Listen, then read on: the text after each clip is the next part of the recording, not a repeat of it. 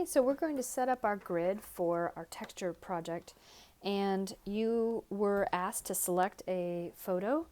Choose a photo that has texture in it. You don't want something incredibly smooth. It should feel, it's nice. It's going to be easier if you have a little bit more of a rough surface.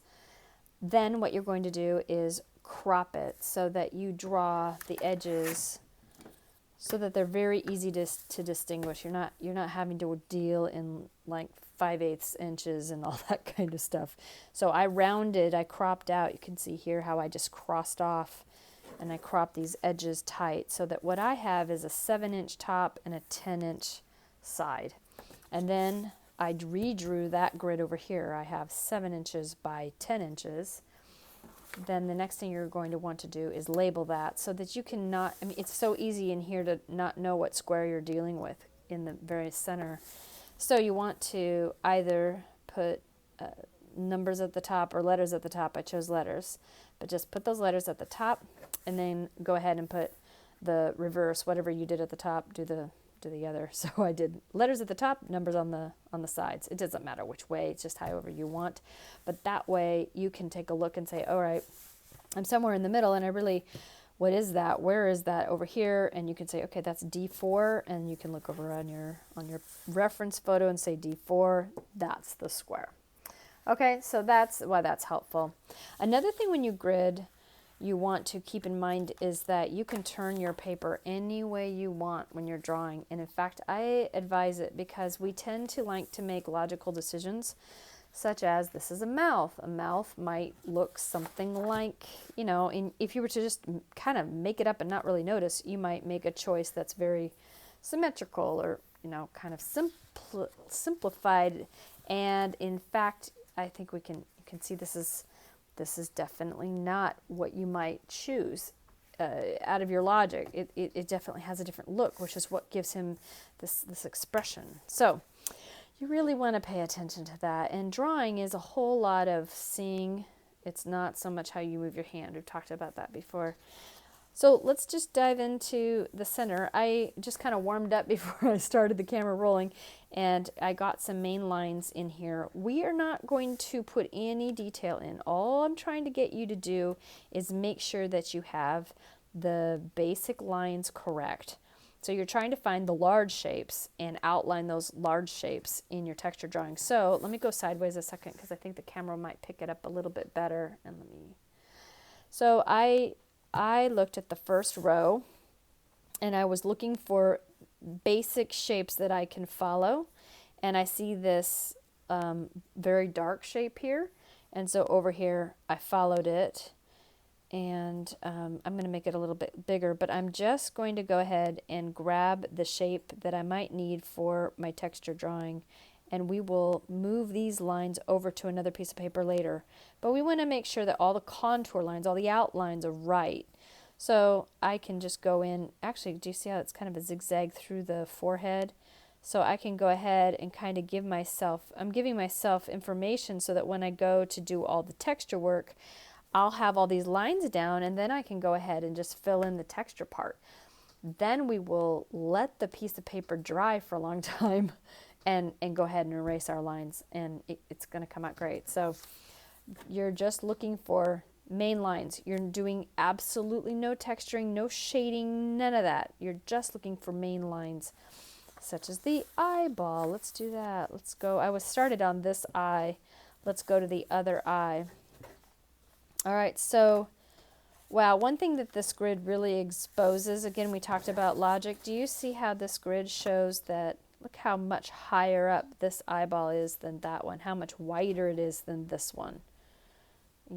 Those nuances are what really makes a person be able to draw really well. So I'm going to go to 3B, and here's 3B.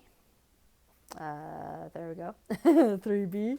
And I'm going to put my finger here because I oftentimes, it's like reading. Sometimes, I don't know if you ever copy out of a book, you put your finger down on the page and then you're copying from the page, or writing notes. Maybe not copying, of course that's plagiarism, but getting some notes down, you tend to put your finger on the page and then you copy what you're reading. Okay, and then you just go ahead and I'm drawing in that outline. I'm looking for this shape here. And I'll just go ahead and grab any line I think that's going to be useful for me. I'll just go ahead and grab it. I like that line. I'm gonna put that in. I've found oftentimes when you talk, it's hard to draw. Okay. So I've got nice information here that then when I go to do my texture drawing, it's going to be helpful. Wow, there's a black shape in there. It looks kind of like a chili pepper.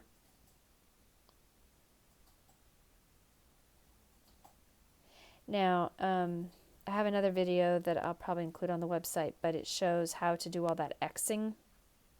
And there's a lot of information here, and I think I would probably choose to do a little of that Xing in this area, but because especially I'm having, okay, let me go ahead and do that.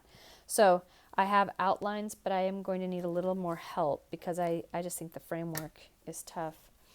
So what you do is you put an X through that square, and then whatever X squared, whatever you put the X, you put the same X over here.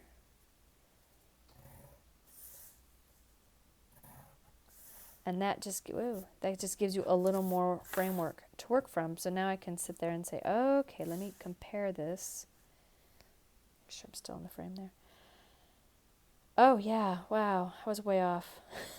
Or is my X way off? Hold on, my X is a little off. Yeah, look at me, I'm not doing this right, sorry. Well, let's just put the X in right and then I'll double check my lines. Okay, all right, because the X is right over here. So under the X, there's my eyelid. Boy, yeah, I'm glad I did that. I had that totally too high. So very, very helpful to put those X's in. And if it's not enough framework to work off of, remember we talked about, then you go ahead with your ruler and put a plus sign in, and that way you can keep honing in on where everything is. It's very helpful. I use it a lot. So anyway, go ahead and you're just going to grab the main shapes. I don't want you to do any of the detail work. And you can see that these outlines are very basic. I will go ahead and finish this up, and I'll take a picture of it and put it on the website so that you can take a look at an example of what I'm talking about once I'm done. So anyway, I hope that helps. Just again, you can see it's not specific and it doesn't have any shading in it. I'm just trying to grab some of these main lines so that when I go to do all of my work, I can plug in those values. Let me show you a finished copy. This is a student of mine many eons ago. When was this? Doesn't say the date, but I know it was before 2003. So anyway, this was about the closest I could get to a gorilla example. But you can see in here how you could easily just grab those basic shapes where you would need to go. You'd have that outlining in. I think this really explains kind of what I'm looking for. Grab those basic outlines, and then once we transfer it over to your other piece of paper, then you can go ahead and put in all those values. Look at how that under the eyeball looks a lot like what I would be doing. Hold on, let me compare those two. What's happening in here? What's going on in the folds of the skin of his forehead? It's very much like that. So anyway, that's the idea, so that we get those main lines, and then when you go ahead and you do all your work, you know where you're going, and you don't have to be doing two things at once, drawing the contour lines and the values at once. You've got all that able and on your page. So another thing I want to point out, I think I did, but just in case, if you want to turn your paper right side, left side, please just make sure that you keep these as a unit. Don't turn one way and one the other. It's just not going to make sense. You have to turn them sideways or upside down, but do them together. They are a unit. Okay.